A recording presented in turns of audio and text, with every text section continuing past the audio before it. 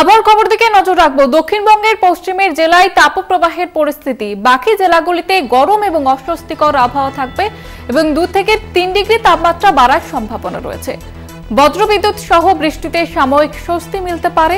বৃহস্পতিবার রাজ্য জুড়ে বৃষ্টির সম্ভাবনা রয়েছে। উত্তরবঙ্গের 5 জেলায় ঝোড়ো হাওয়া এবং বৃষ্টি চলবে, এমনটাই জানা যাচ্ছে হাওয়া অফিস সূত্রে।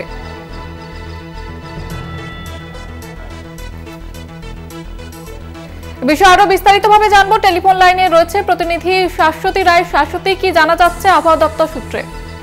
দেখো, আজ রাজ্য জুড়ে কিন্তু তাপপ্রবাহের সতর্কতা রয়েছে দক্ষিণবঙ্গের ক্ষেত্রে। সেক্ষেত্রে দক্ষিণবঙ্গের পশ্চিমের জেলাগুলিতে তাপমাত্রা পারদ যথেষ্ট মাত্রায় ঊর্ধ্বমুখী থাকবে এবং তার সঙ্গে সঙ্গে দক্ষিণবঙ্গের বাকি জেলাতে তাপমাত্রা 2 থেকে 3 ডিগ্রি বাড়ার সম্ভাবনার কথা জানাচ্ছে হাওয়া অফিস। তবে উত্তরবঙ্গের ক্ষেত্রে জারি রয়েছে ভারী বৃষ্টির সতর্কতা। ইতিমধ্যেই আলিপুরদুয়ার, কোচবিহার এবং জলপাইগুড়ি এই 3 জেলাতে কমলা সতর্কতা জারি হয়েছে। সেক্ষেত্রে 30 থেকে 40 কিলোমিটার বেগে দমকা ঝোড়ো হাওয়া সঙ্গে বৃষ্টির সম্ভাবনার কথা জানাচ্ছে হাওয়া অফিস।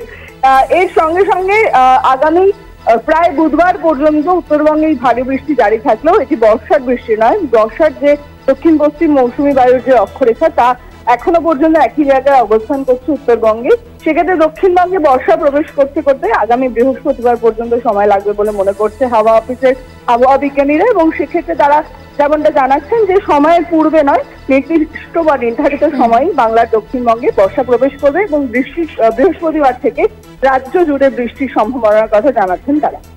বেশ, ধন্যবাদ জানাবো শাশ্বতী।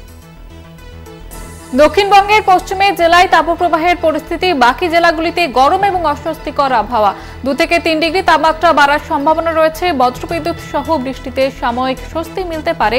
বৃহস্পতিবার রাজ্য জুড়ে বৃষ্টির সম্ভাবনা। উত্তরবঙ্গের 5 জেলায় ঝোড়ো হাওয়া এবং বৃষ্টি চলবে, এমনটাই জানা যাচ্ছে।